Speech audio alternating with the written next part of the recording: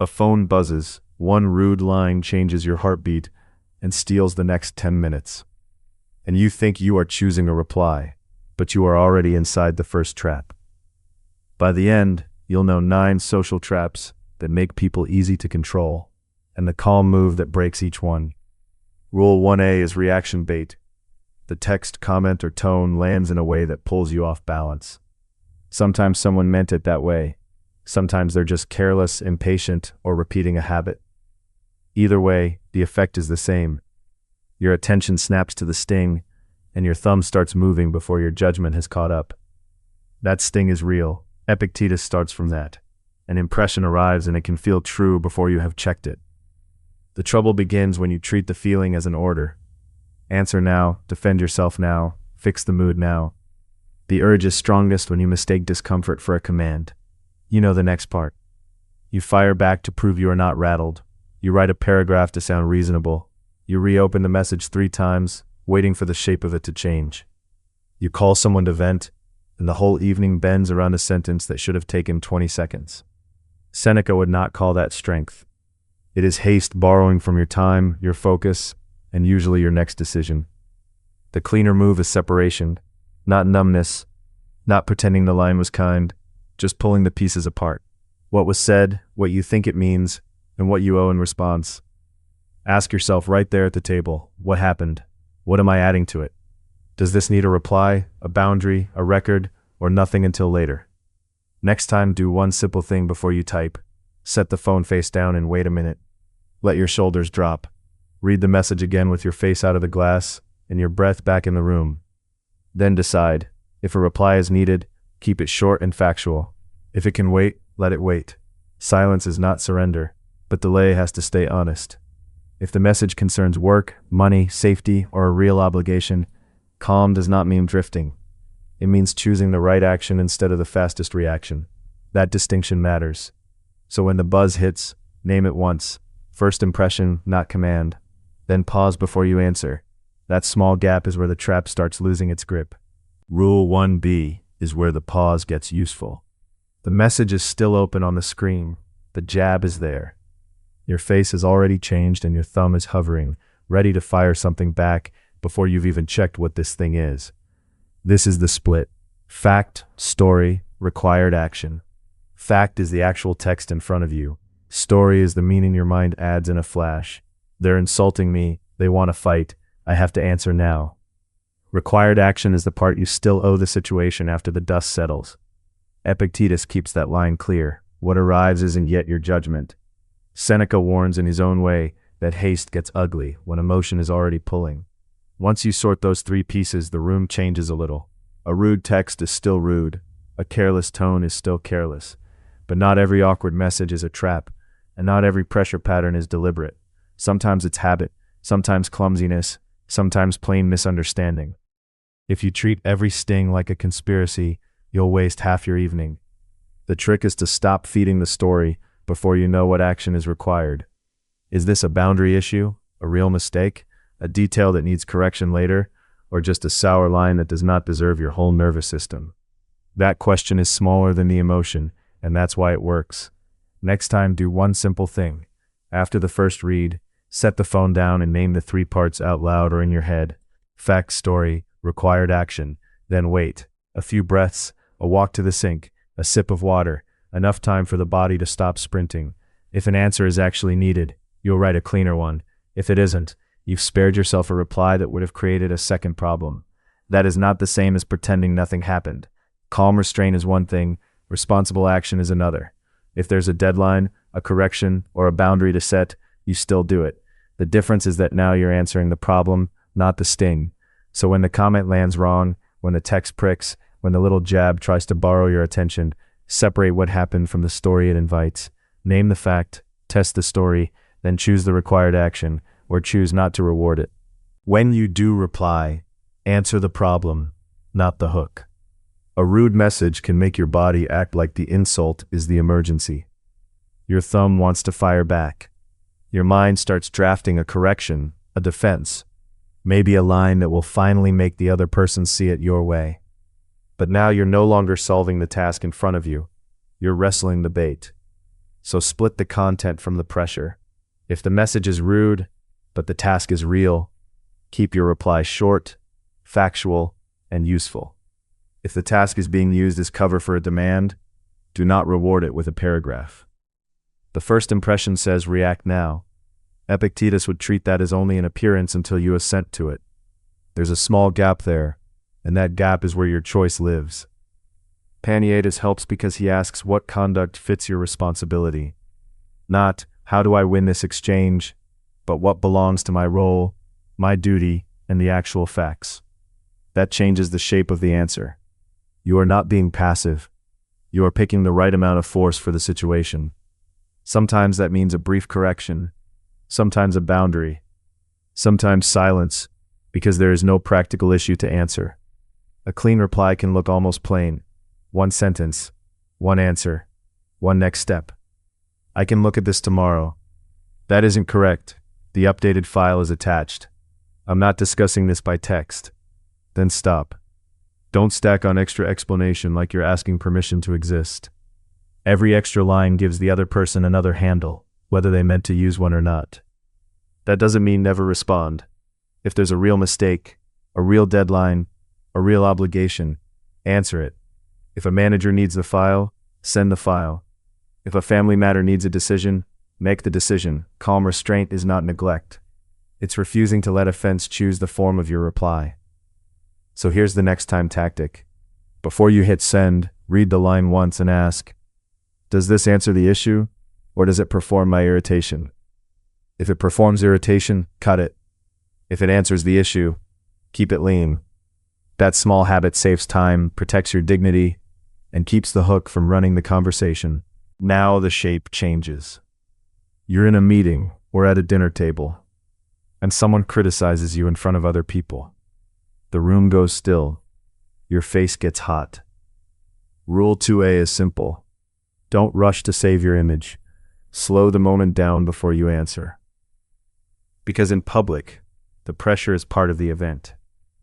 Maybe the other person is being careless. Maybe they're used to speaking that way. Maybe they meant it as a jab. Either way, if you jump in too fast, you stop dealing with the issue and start wrestling with how you look. Seneca warned in his discussions of anger and haste that a fast spirit can make a small wound bigger than it needs to be. Epictetus helps here by separating what lands on you from what you decide it means. The criticism is the fact, the flush in your neck, the humiliation, the urge to snap back. That's your added reaction. You don't have to approve that reaction on the spot. Give yourself a beat long enough to tell whether this needs correction, clarification, or just a calm pause. That pause isn't surrender. It keeps judgment in your hands. Musonius Rufus, as later writers preserve him, keeps dragging stoicism back into ordinary conduct. No drama, no performance, just steady speech and a decent bearing. So when the room expects a show, you don't have to give it one. Your worth is not on trial every time somebody speaks. The practical move is small. Keep your first reply short. If the point is factual and relevant, correct only the part that needs correcting. If it's vague, ask for one clear example. If it's rude but not serious, don't pile on a long dissent just to prove you're composed. Something as plain as, let me make sure I understand what you mean, can do more than 10 sentences of self-protection. You're not giving up the floor. You're taking back your pace. That said, calm is not the same as swallowing everything. Sometimes a public correction is necessary, especially when the facts affect work, trust, or responsibility. Stoic restraint does not mean pretending false things are fine. It means keeping the correction clean instead of letting embarrassment drag it into a mess. You can protect the truth without turning the whole room into a stage. Next time the heat rises, notice the first sentence you want to fire back. Hold it for one breath. Then ask, am I answering the problem or my embarrassment? That one question can save you from a lot of useless noise. When criticism lands in front of other people, Rule 2B is simple. Slow it down once. Not forever, just once. Long enough to keep your hands on the wheel. A coworker says your name with that little edge. A relative adds, well, if you had handled it earlier. Someone laughs like it's harmless, and the room starts moving faster than you do. Your face goes hot. Your first instinct is to rush in, explain everything, and prove you are not perilous, not weak, not whatever they just hinted at. That speed is the trap. Embarrassment likes motion because motion feels like survival. But once you start talking too fast, you usually stop choosing and start reacting. The room gets your nerves instead of your judgment. Even if the facts are on your side, a rushed defense can sound like guilt, or at least like you've already accepted their frame. The details get fuzzy. The energy stays loud. Epictetus gives you the useful pause here. The remark arrives first, your judgment comes after. That gap is where your freedom sits. A sharp comment is only an impression until you hand it authority. If you answer immediately, you may end up performing for the group. If you slow it down once, you get back the space where choice lives. Panaetius helps with the next question. What fits this moment? Not every jab deserves a speech. Not every public nudge needs a public battle. Sometimes the right answer is a short correction in an even tone. Sometimes it is one calm question. What exactly are you saying? Sometimes it is letting the awkwardness hang without adding a second layer of pride on top of it. That is not passivity. It is fitting conduct. In practice, this looks almost unglamorous. Let the first sentence out of your mouth be smaller than your nerves want. Correct one fact once. If needed, name the boundary plainly. That's not accurate, or I'm not discussing it that way. Then stop. If the issue is real, you can handle it later with notes, dates, and a clear head. If it's only a sloppy performance for the group, don't feed it more air than it deserves. That said, slowing down is not the same as swallowing a real problem. If a mistake needs fixing, fix it. If a harmful claim is being made, correct it. Calm restraint is not silence for its own sake. It's staying clear enough to respond well. One breath, one slower sentence, one question before the long explanation. That's often enough to keep the moment from deciding your mind for you. Rule 2C starts in the room, not in your head. Refuse the wound performance. Someone lands a comment in front of other people, and your first job is not to show how much it hurt. It is to keep your face from becoming part of the argument. That is harder than it sounds. The remark hits, the table goes quiet, and you can feel your mouth trying to turn into a story the room can read. If you let that happen, the other person's sentence starts steering your posture, your tone, even your breathing. Now you are not just dealing with the comment, you are acting it out. Epictetus in the teaching recorded by Arian keeps separating the impression from the judgment. Something lands, that is real. But the first flash is not yet your verdict. You do not have to kneel before it or give it a full-body response. The comment may have been careless, habitual, or deliberate. Whatever its source, it still does not force you to become a prop in the scene. Musonius Rufus, as later reports preserve his teaching, treats this as training built by repeated conduct. If you practice visible injury every time you feel hit, you get easier to steer. If you practice a steady face and simple words, you learn that dignity does not require theater. Calm here is not approval. It is refusing to hand over the whole room to one sharp sentence. So use one concrete move next time.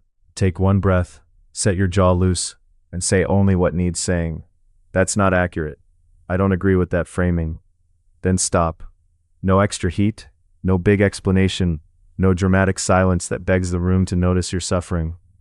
If the remark was minor, you can leave it there. If it was serious, you can still address it without turning your expression into evidence. This is where restraint and responsibility split apart. Refusing the performance does not mean pretending nothing happened. If facts need correcting, correct them.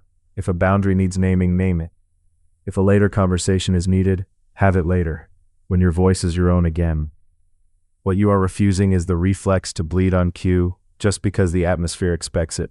That choice changes the next 30 seconds. You write the note, you check the fact, you answer the phone after your shoulders drop, you walk out of the room with your face back under your command.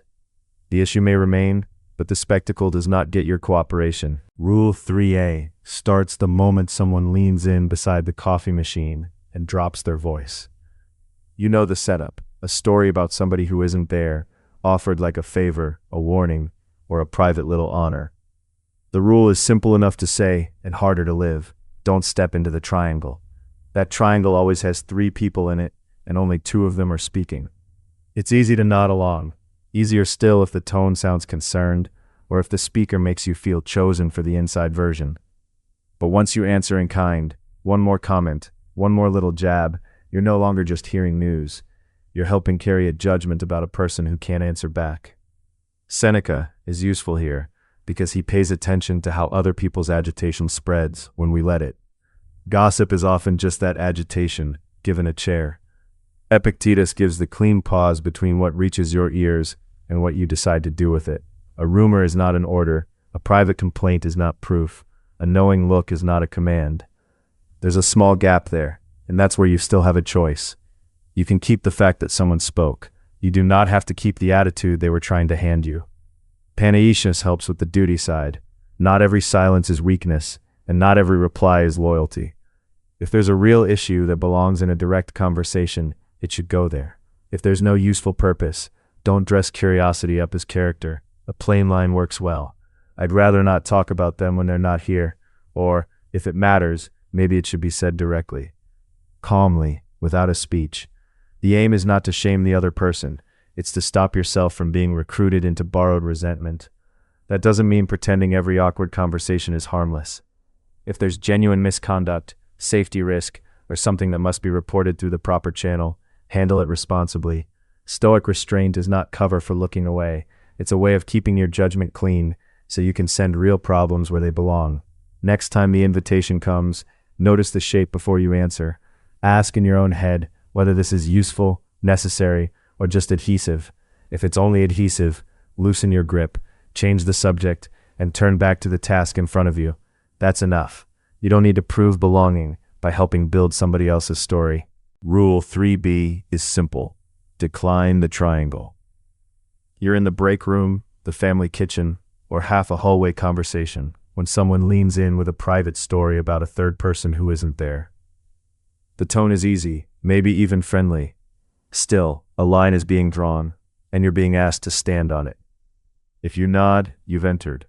If you add a detail, you've helped sharpen the blade. If you smile too fast, you may have signed off on a judgment before you even looked at it. The tempting move is to join in so you don't seem cold, gullible, or disloyal. It feels social. It feels harmless. But borrowed conflict has a way of sticking. You leave with a thinner version of the absent person in your head, one that is easier to dismiss than the real person ever was. And once your mind gets used to chewing on other people's flaws for company, it becomes easier for that same treatment to come back to you. This is where judgment has to come before speech. An impression lands. Interesting. Maybe even fair. It is not a command.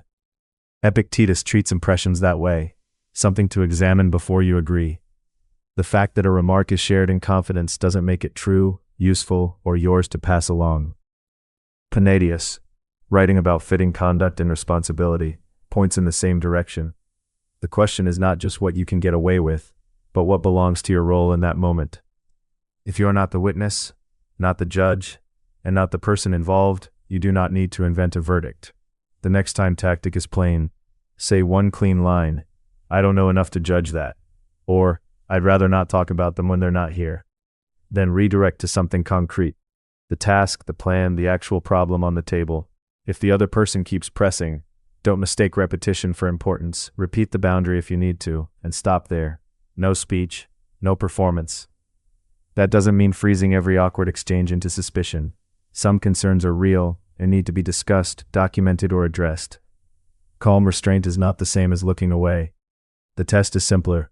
Is this useful, fair, and within my responsibility? If not, step out. The room may get less dramatic.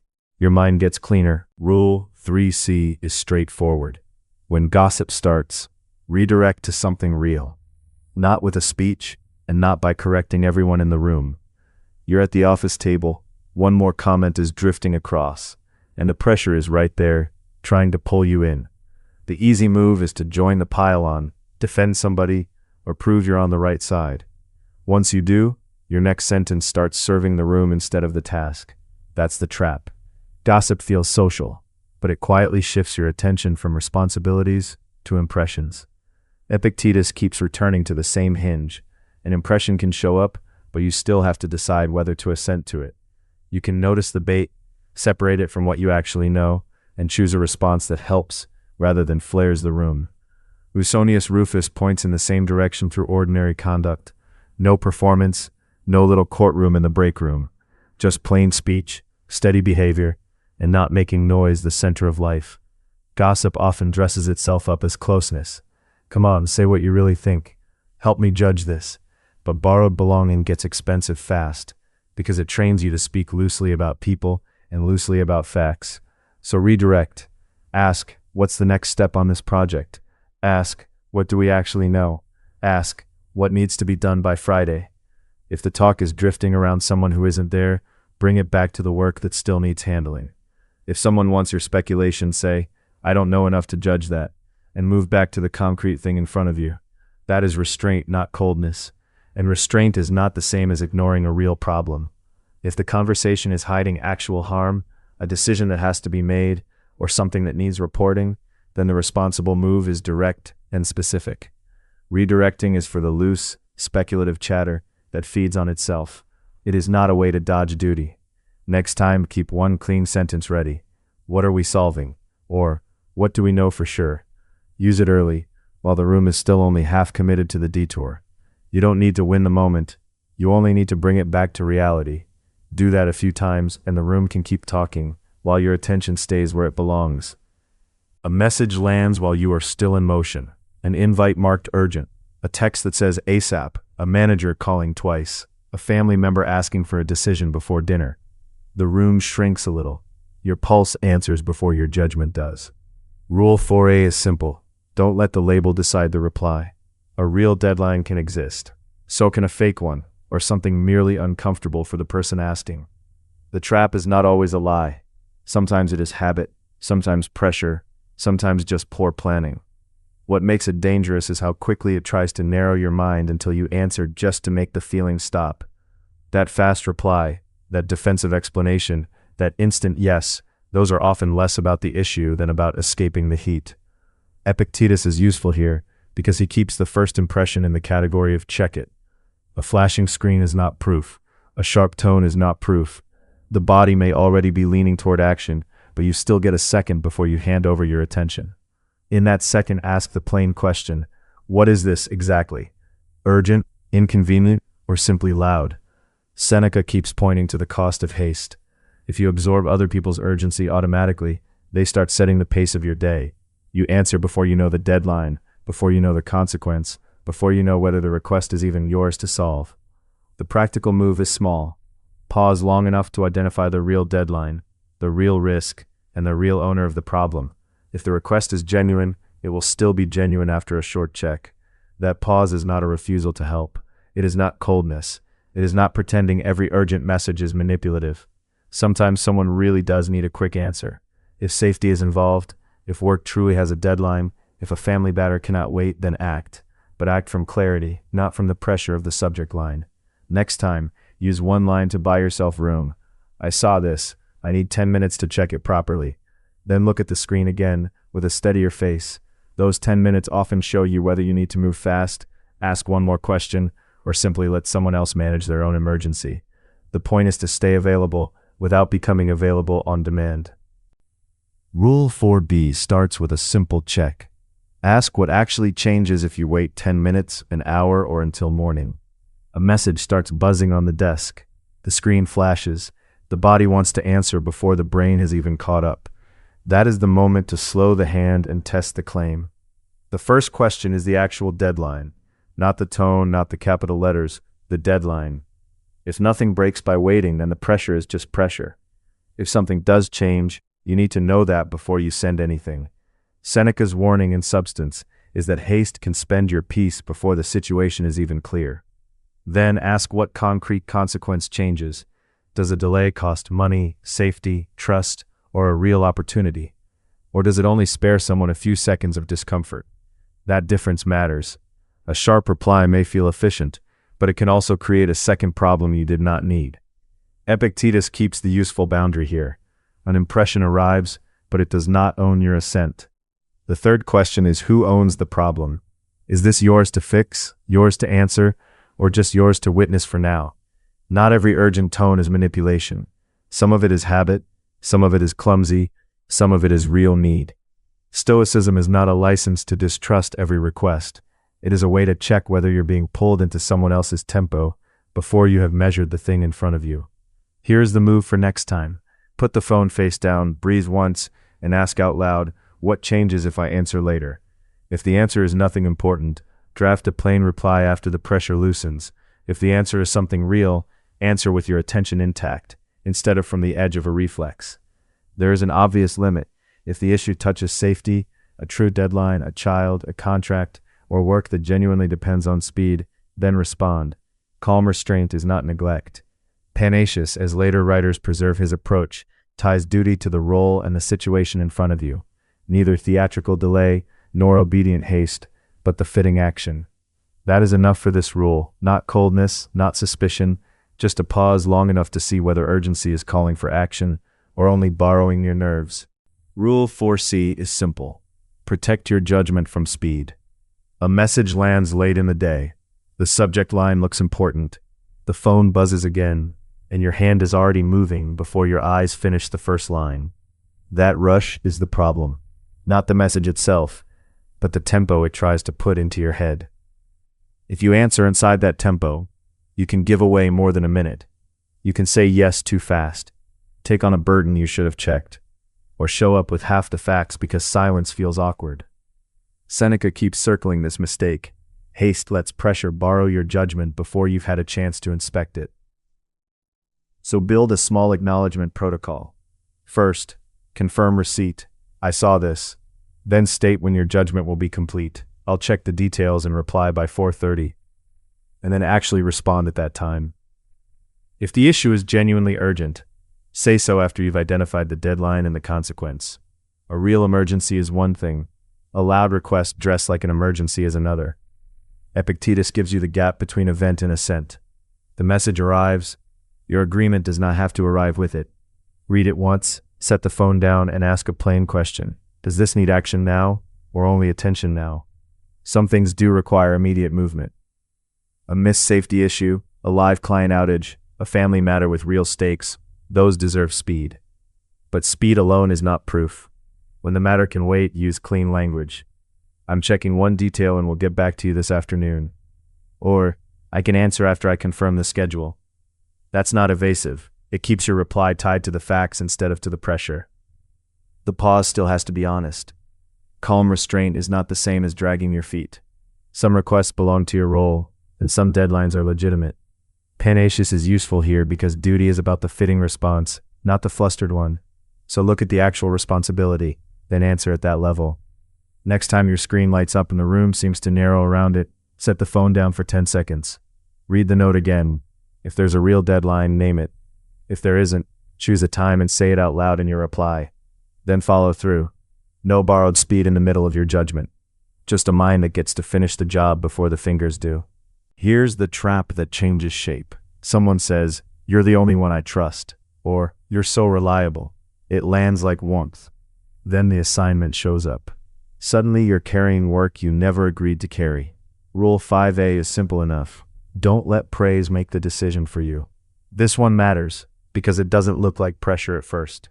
The request arrives with a smile, maybe even gratitude. That's why it slips past the guard. Your face softens. Your phone is still in your hand. And before you've really checked the shape of the ask, your time has already been claimed. The awkward part is that refusing now can feel like refusing kindness itself. Panaceous is useful here. His view of duty wasn't about pleasing whoever spoke last. It was about fitting your response to the real role, the real obligation, the real situation in front of you. So the question isn't, did they say something nice? It's, is this actually mine to carry? You can receive generosity without surrendering judgment. The move is to separate the compliment from the task. Hear the appreciation, then look at the load attached to it. Are they thanking you or quietly recruiting you? Are they asking for help with a piece or handing you the whole thing because you're less likely to push back? Once you see the difference, you can answer what's actually being asked. A good reply is short. I appreciate that, but I can't take that on. Or I can help with this part, not the whole thing. If it's a fair request and you truly can do it, say yes clearly. If it isn't, say no without dressing it up in a long apology. You can still be decent without becoming available to everything. And if there's another path, offer one. Point them to a person, a process, or a smaller next step. That's the balance here. Calm restraint, not reflexive compliance. responsible action, not cold withdrawal. You're not treating every flattering request as a scheme. Some are deliberate, some are habitual, some are just clumsy. Either way, your consent still matters. The next time praise arrives carrying a task, pause before you swallow the compliment. Ask one plain question. What exactly is being asked of me? Then answer that. No more, no less. That little pause keeps kindness from turning into a leash. The message lands warm. A boss, a cousin, a teammate, the friend who praises you with perfect timing, same line, different face. You're the dependable one. You're the only one who can do it right. That's Rule 5B. Receive the compliment, not the load. Take the kind words if they're sincere, but don't let them slip into a job you never agreed to carry. Nothing in the room looks aggressive. The phone glows in your hand. The text is still open. Your thumb hovers, but the pressure has already started. Approval, trust, the fear of disappointing someone who just made you feel seen. The mistake is to protect the good feeling. You answer too quickly, volunteer too much, and the compliment quietly becomes a contract. Epictetus is useful here. A judgment isn't a command. Praise is an impression, not a duty. Separate the words from the meaning you're tempted to add. Maybe the request is fair, maybe it isn't. Either way, someone admiring you does not automatically hand over your time, your energy, or your boundary. Musonius Rufus points in the same direction, but in plainer clothes. Steady conduct, simple speech, no living for applause. That doesn't mean becoming chilly or suspicious. It means letting your answer come from what is actually yours to give. Panaceus helps with the same problem from the duty side. If the task is really yours, own it. If it isn't, don't let the glow of praise make you carry someone else's burden as if that were virtue. So here's the move for next time. Pause before you accept anything wrapped in flattery. Listen for the request under the compliment. If someone says, "You're the only reliable one," answer the actual request, not the halo around it. I can do that by Friday, or I can help for 20 minutes, or I can't take that on. That kind of answer is not rude, it's clean, and clean is kinder than a cheerful yes that turns into resentment later. The caution matters. This is not a license to distrust every nice word. Some compliments are just compliments, and some offers are genuinely generous. Stoic restraint is discernment, not cynicism. If there's a real duty in front of you, take it seriously. If it's praise wrapped around an obligation you never accepted, let the praise stay praise. When the next warm text arrives, don't rush to earn the feeling. Read the ask, check your actual duties, then give a clean yes, a clean no, or a smaller offer. The compliment can land. Rule 5C is simple. Give the request a clean answer, not your nerves. The pressure usually shows up looking friendly. Someone says you're the reliable one, the one who can save the schedule, the one who really understands the mess. Your phone is already in your hand. Your thumb hovers. For a second, the praise feels good, and then you notice the ask hiding inside it. That's where people get tangled. They don't just say yes. They say yes while trying to manage everyone's feelings at once. Out comes the explaining, the apologizing, the little promises meant to keep the room comfortable. Meanwhile, your own calendar is already being claimed. The answer sounded cooperative, but you handed over more than the task. Hierocles is useful here. His view of social life keeps you connected without asking you to vanish. You can care about other people and still know where your role ends. If it's your job, answer the job. If it isn't, say so. If you can help only in a limited way, name the limit plainly. That's not coldness, it's keeping the parts of life in their proper place. Epictetus would put the focus on assent. The first impression may pull you toward compliance, but you still decide whether to approve it. So use the shortest, honest sentence that fits reality. I can't take that on. I can help for 20 minutes. Friday works, not today. A clean yes, no, or limited yes leaves less room for confusion and less room for other people to stretch your answer into something else. Don't turn the sentence into a speech. If you can't do it, let no stay no. If you can do part of it, state the part and stop. If a reason is truly needed, give the necessary one once. You do not need to stack on apologies, explanations, or a performance of guilt just to make your boundary easier to hear. There is a real distinction here. Calm restraint is not the same as irresponsibility. If the request touches work, family, or something you already agreed to, answer responsibly. Sometimes that means explaining, coordinating, or fixing a problem.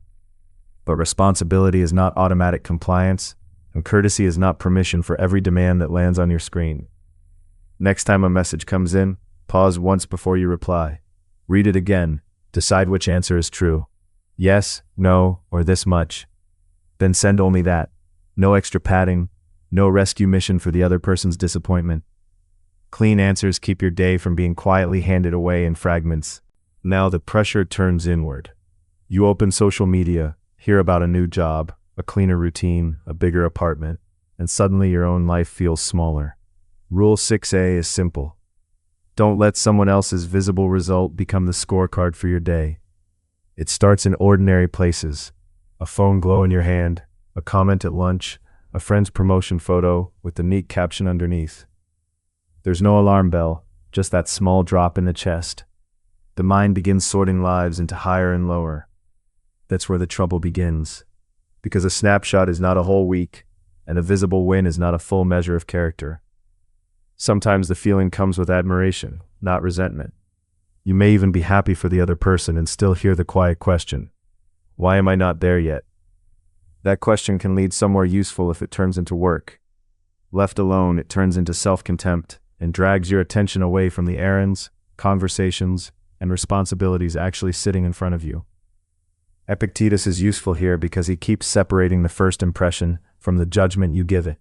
A feed, a story, a success announcement, none of it gets to rule your mind unless you hand over that power. Stoic thinking does not say other people are never ahead in some visible respect. It says their visible success is not the standard for your virtue, your duty, or your next step. Panaceus points in the same direction. Your role matters more than your ranking. So the better question is not, am I more impressive than them? It is, what does my situation require now? Maybe it is one honest email, one careful conversation, 1 hour of focused work, or one meal that keeps you steady. That is not a small answer. It is the only answer you can actually use. Next time the comparison ladder appears, try this, close the app or look away. Name what's happening in plain words, and write one sentence that starts, today my role is 2. Then do the next action that fits it before you let yourself check again. That keeps comparison from turning into a verdict. If the gap you see points to something real, fine. Take responsible action. Improve the skill, send the message, adjust the plan. But don't confuse calm restraint with passivity. Sometimes the right move is simply to stop staring at somebody else's rung and put your foot on your own. This is Rule 6B, trade ranking for role. You're holding your phone after a scroll, a group chat, or one offhand comment that left your own day looking smaller. Somebody else seems ahead, richer, prettier, calmer, more admired. The reflex is quick. Compare, flinch, and let that number decide your mood. That's the trick. It doesn't always demand a big drama. Often it only needs you to stare sideways long enough to miss your own next job.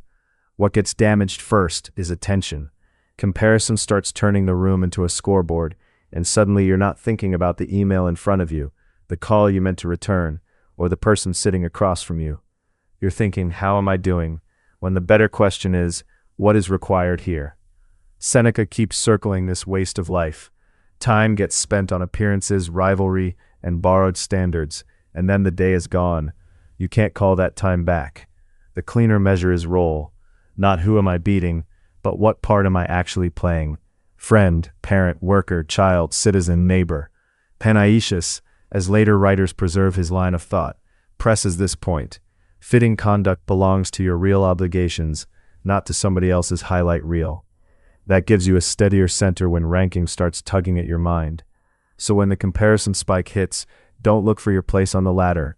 Look at the room. Ask, what belongs to me right now? Maybe it's finishing the report before checking another person's feed. Maybe it's making dinner without resenting someone else's trip. Maybe it's studying, apologizing, budgeting, or keeping the promise you already made. One useful sentence can reset the frame. Their life is not my assignment. That doesn't mean shrugging off real differences or pretending there's nothing to learn. If the comparison points to a genuine gap in skill, discipline, or responsibility, take the information and use it. Improve the work, tighten the habits. But don't turn useful feedback into a verdict on your worth. The Stoic aim isn't to feel above anyone else. It's to do the next right thing without being steered by who seems ahead. Next time you feel that jolt, try this. Pause. Name what is not yours to measure. Name what is yours to do, then take the first step in the next 10 minutes.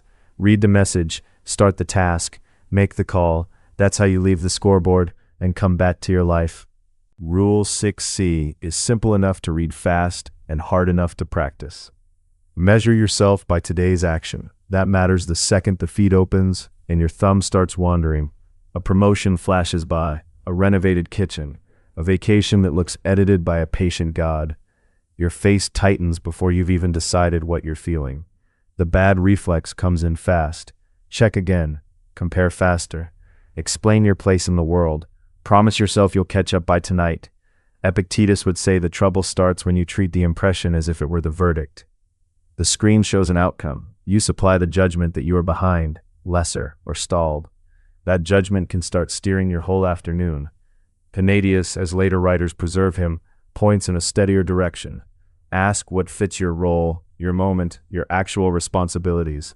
Not what looks impressive, not what wins the comment section. What belongs to you now? That question pulls you back from the scoreboard and into the room you're standing in. So do something concrete. Put the phone face down, close the app, look at the next real thing, answer the email, wash the dish, finish the draft, walk the block, help with homework, make the repair, send the note you've been avoiding. If the comparison noise is still buzzing, name it once. That's ranking, not guidance. Then return to the task. That does not mean pretending differences aren't real. Some people have more money, more time, better timing, or stronger connections right now. Stoicism doesn't ask you to deny the facts. It asks you not to hand those facts the power to decide your character. And it doesn't mean retreating into, I'll just focus on myself while the work piles up. Calm restraint is not passivity. If action is needed, take it. There's a small check that helps. At the end of the day, write 3 words. What I did. Not what they did. Not what you lacked. What you completed, corrected, endured, or kept in order. It won't make you louder. It will make you harder to toss around. Then when the next polished life shows up on your screen, you already have an answer ready. Today is for my action, not their display. Now the 7th trap shows up. The explanation demand. You say no or set a boundary, and the other person leans in as if your answer is unfinished, until you defend it line by line. It can sound polite. Sometimes it even sounds fair. But the room has shifted. You are no longer deciding. You are being asked to justify why you get to decide at all. That is where people start over-explaining. 1 reason becomes 3. 3 turn into a speech full of caveats, apologies, and little softeners, as if enough detail will win permission. Usually it does the opposite. Every extra sentence gives the other person something new to probe. More importantly, it trains you to treat a clear boundary like a case that still needs approval. Your own judgment starts looking optional. Epictetus helps here by keeping the gap visible. The pressure arrives, but you still choose the ruling. Musonius Rufus, in the practical way he taught, keeps the focus on conduct rather than performance. A steady person does not need a polished defense for a plain decision to count. And Panaetius is useful too, because he cared about fitting the response to the role and duty in front of you. Not every request for explanation deserves your whole interior diary. So the next time the demand starts circling, give the reason once, if the situation truly calls for it. Then stop. I can't do that tonight. I'm not available for this. That doesn't work for me. If there's a real need for context, add 1 brief factual reason, not a speech. Then let the sentence sit there. The aim is not to sound icy. It is to keep your answer from turning into an open invitation for endless debate. That said, calm restraint is not the same as dodging responsibility.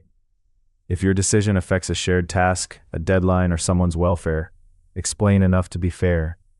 Some situations need correction, documentation, or a direct conversation. What they do not need is a surrender of your dignity before the facts are even discussed. You can usually feel the trap in your body first. Your mouth starts drafting a second paragraph before you have finished the first. When that happens, pause, state the answer once and let the pause do some of the work. Later, check the exchange honestly. Did I give useful information, or did I ask for permission? That small distinction changes how these moments go, because people learn your boundary as a sentence, not a draft. Rule 7B is simple. Give the reason once, then stop. The room is still the same one from before. Doorway, desk, kitchen counter, phone in your hand, and someone is still acting as if your first answer only counts after a little more pressure. You've already said no, or named the limit. Now the air asks for extra proof. Here's where the decision test matters. If this is a shared obligation, one clear reason belongs in the open. I can't take that on tonight because I already committed that time elsewhere. That tells the other person what they need to know without turning your life into a courtroom exhibit. If it's a personal boundary, you owe less. I'm not discussing this at work. I'm not available for that. The point is not to build a case, it's to mark the line. Private information is different again. You may have a reason and still not owe the details. A calm, "I'm not sharing that" can be enough. Epictetus is useful here. The question landing on you is just an event. The extra sting comes from your own agreement that you must keep producing explanations until the other person is satisfied. You don't have to make that bargain. Panaetius adds a practical check.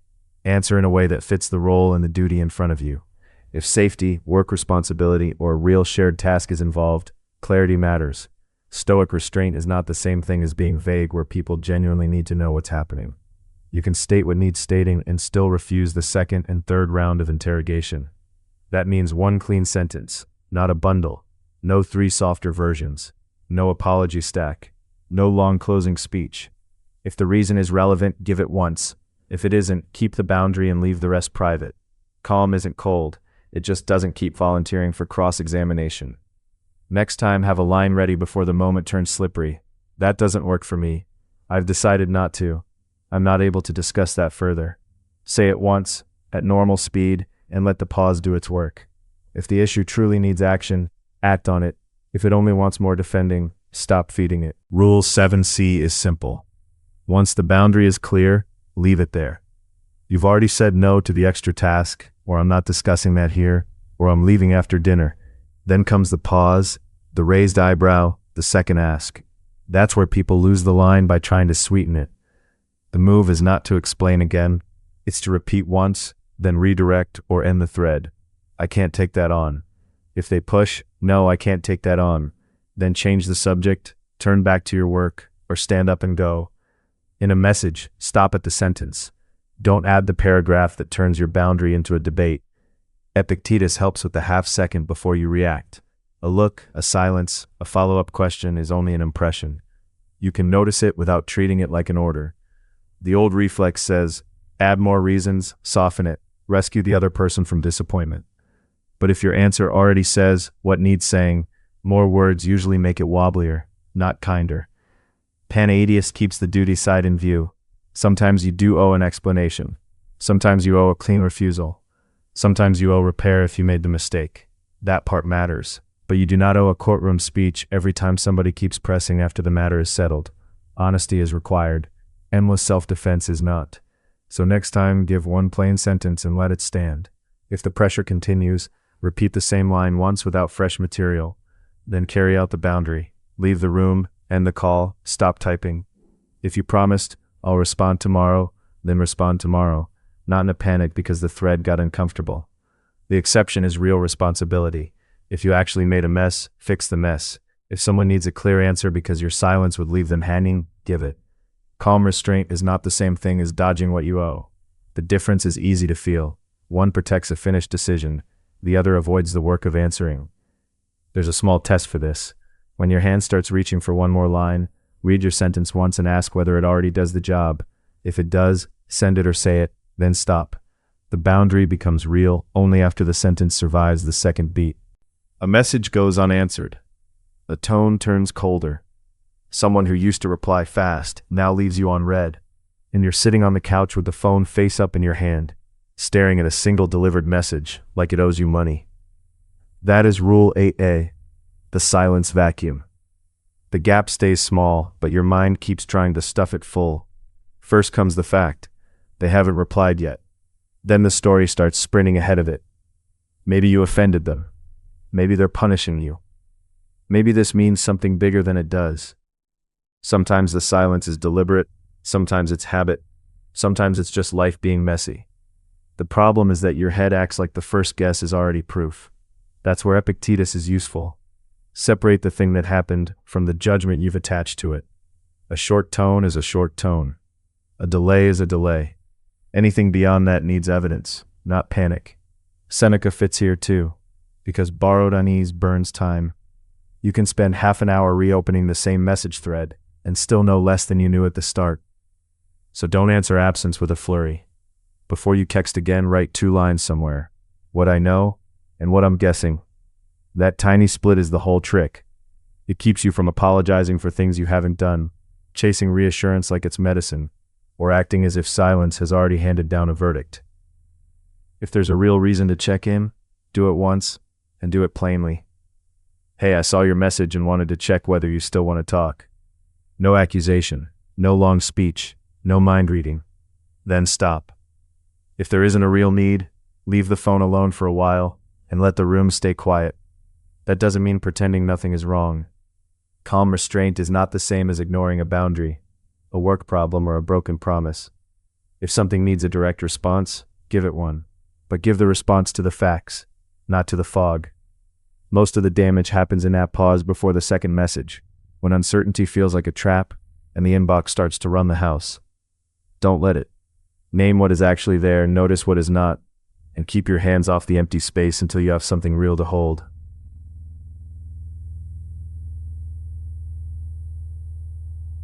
Name only what you know.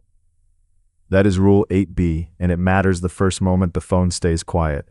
A read receipt sits there, an unopened message, a missed call. The screen gives you one fact, and your mind starts offering 3 theories before you've even set the phone down. They're annoyed, they're pulling away. You must have said the wrong thing. Maybe none of that is true. Maybe all of it is false. The problem is not the silence itself. It's how fast the brain rushes to fill it with a verdict. That's the gap Epictetus keeps pointing at. What arrives and what you add to it. The message hasn't been answered yet. That much is real. The meaning is still unsettled. Panaetius, in his advice about fitting conduct, pushes the same way. Act from what is actually in front of you, not from the panic your imagination has dressed up as certainty. So don't negotiate with the story while it's still half built. Put the facts where you can see them. Write, no reply yet. No explanation given. I do not know why. Then look at the situation as it is, not as your chest is insisting it must be. Next comes the practical check. Is there a real deadline? Is this a person who usually answers later? Is there a concrete reason to follow up once? If yes, send one calm check-in and leave it there. If no, let the silence sit without turning it into a drama you have to solve tonight. That doesn't mean being passive. If there's a work decision waiting, a family obligation, or any safety issue, act clearly and directly. Responsible action still counts. What you're refusing is the reflex to treat uncertainty like evidence. In the moment, the useful move is almost embarrassingly small. Split your notes app into 2 lines, fact and story. Under fact, what was actually said, sent, or left unsaid. Under story, what you're guessing.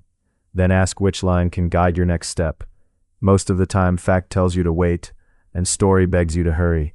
That pause is where you get your judgment back.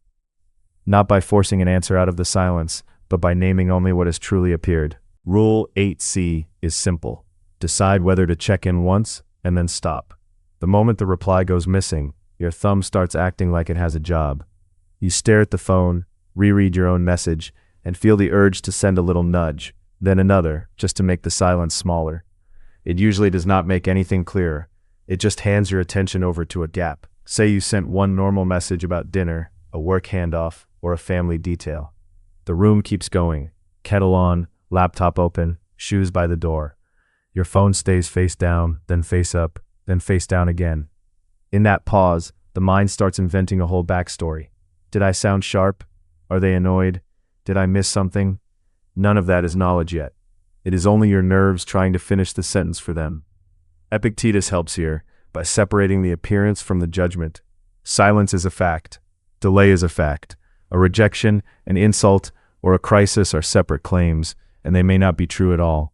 Seneca would not waste much sympathy on the reflex to chase relief by repetition, and Wisonius Rufus, in the practical spirit preserved by others, keeps bringing us back to conduct. Plain speech, measured response, no theater for approval. So before you send anything else, ask one clean question. Is a second check-in actually useful? If there is a deadline, a safety issue, or a real work consequence, then yes, one brief follow-up makes sense. Keep it short and factual. No apology for existing. No emotional essay. If there is no real consequence, Let the uncertainty sit for a bit. You are not being passive. You are refusing to let a delay steer your whole afternoon. That said, restraint is not the same as shrugging off responsibility. If a silence blocks a handoff, puts plans at risk, or leaves someone genuinely unaccounted for in an arrangement that matters, you check once with purpose. What you do not do is keep pressing the same spot because your own discomfort wants quick relief. Next time this happens, name only the facts you have: sent, unread, delayed, pending. Then choose one of three moves: wait, check once, or move on to the next duty. That small habit keeps your hand off the phone and your judgment in the room. Rule 9A is simple. Don't let a damaged reputation decide your next move for you. Someone repeats your story badly. A coworker trims off the context. A relative keeps the most embarrassing part. A friend turns one awkward mistake into a whole character sketch. Your stomach drops, your face gets hot, and the mind starts shouting that you have to fix everything before breakfast. That urge feels responsible. Usually it turns into a scramble. You text half the room. You draft a long explanation. You try to win over people who were never part of the original problem. Meanwhile, the one thing that actually protects your name, your judgment, gets dragged around by the rumor. Hierocles helps here because his view of our social circles makes a clean distinction. You do owe people something, but not your whole inner center. A real duty may be to correct a harmful falsehood.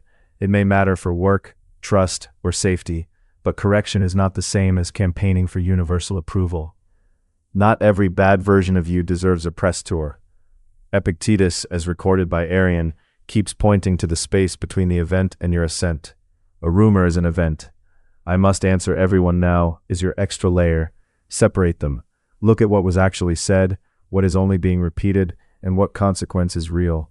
If nothing practical is at stake, don't feed it. If something is at stake, respond to that consequence instead of to the flare of embarrassment. In practice, it can be almost boring. Write down the facts. Correct the right person or the right record. Tell the people who genuinely need to know in one calm sentence. Then stop. No speeches for strangers. No grand defense of your entire life. No attempt to drag universal fairness out of a room that wasn't going to give it to you anyway. The caution matters.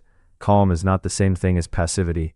If silence would let a real harm spread, then you do act. A direct correction, an email, a manager, a file note, a clear conversation. The aim is scale. Use enough force to serve the truth, and no more than that.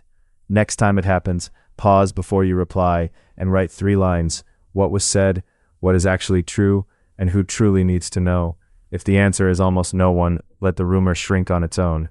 If the answer is these 2 people need the correction, speak to those 2 and leave the rest alone. That is how reputation stops steering the whole day. The rule here is simple. Correct the right audience, not the loudest one. Your phone lights up on the table. Someone has repeated your name with just enough truth missing to make it sting. A coworker trims the story. A relative turns a private choice into public commentary. Your thumb goes straight to the message thread, ready to explain it to everyone at once. That urge feels responsible. It also drags you into a maze of strangers' opinions before you've even decided who actually matters. That is the trap. The wider you spray your response, the more time the rumor gets in your life. An evening can disappear into drafting replies, checking timestamps, and trying to sound reasonable to people who were never part of the original problem. Meanwhile, the work on your desk sits there, untouched. Epictetus is useful here because he keeps separating the impression from the command. You can notice the story without obeying its pace. So stop and sort the room before you speak. Who needs the truth? If the false version affects a manager, a client, a shared duty, a safety issue, or a relationship that can actually be repaired, answer directly. If it is mostly chatter, then a public defense only feeds the thing you dislike. Panaceous, in the tradition later preserved, tied response to role and responsibility. Answer where duty requires it, not where your pride wants a stage. Next time, do this. Write the names of the 3 people who actually need to hear from you, and send one short correction to only them. Name the specific error. Give the accurate version once. If there are receipts, dates, or texts that belong in the record, keep them with the people who need them. Then stop. Don't keep widening the circle just because it still burns. That does not mean becoming passive when real harm is on the table. If the story can affect your work, your standing, or a trust that matters, silence can cost more than speech. The question is not whether to act, it is whether your action is clean or noisy. Seneca's warnings about haste fit neatly here. Urgency makes us spend effort before we've checked whether it will help. And one more caution, not every awkward comment is a deliberate setup. Sometimes people are careless, sometimes they are habitual, sometimes they simply repeat something they half understood. Correct the right audience, then let conduct do the rest. Speak where it matters, document what matters, and leave the rest to time and consistency. Rule 9C is simple. Let conduct carry what argument cannot. A reputation problem lands on your phone at 9:14 p.m. Maybe someone got your story wrong. Maybe a room has already started repeating it. The first urge is to grab every fact and chase every person until the air clears. That usually just feeds the noise. The smarter move is to answer only where an answer actually belongs, then let the rest meet your conduct. Seneca helps here. His surviving letters keep warning that anger and haste drain the day before the day has even finished. A bad rumor can tempt you into spending the evening, proving you are not what people said. Epictetus draws the cleaner line. Impressions come at you, but assent is yours. The claim itself is only a claim. It becomes a crisis only when you decide your piece depends on correcting every listener at once. So what does conduct carry? Start with the facts if they matter. If the false claim touches work, safety, money, a duty, or a close relationship, correct it clearly with the right person. Keep the message short. Save what needs saving. Document what needs documenting. Then stop. No extra heat. No grand speech to the whole room. After that, consistency does the heavier lifting. People notice who keeps showing up on time, who keeps promises, who doesn't unravel when misunderstood, who can be trusted when nobody is applauding. That is not passivity. It is character leaving a trail where words failed to land. Panides fits well here, because duty is not the same thing as self-defense by volume. You are a colleague, parent, child, friend, neighbor, maybe all at once. Respond in a way that matches the real obligation, not the loudest mood in the room. Musonius Rufus, as reported by others, points in the same direction. Training shows itself in plain speech and steady conduct, not in performance for approval. But don't turn restraint into neglect. If a correction is necessary, make it. If records matter, keep them. If a boundary must be stated, state it. Stoic calm is not hiding from responsibility. It is refusing unnecessary drama while doing what the situation actually requires. Next time the pressure starts climbing, use one clean check. Does this need a statement or just steadiness? If it needs a statement, make one brief correction and stop. If there is no real consequence, let the story sit where it is and return to your work, your home, your body, your next useful task. That is how your conduct starts answering before your argument ever has to.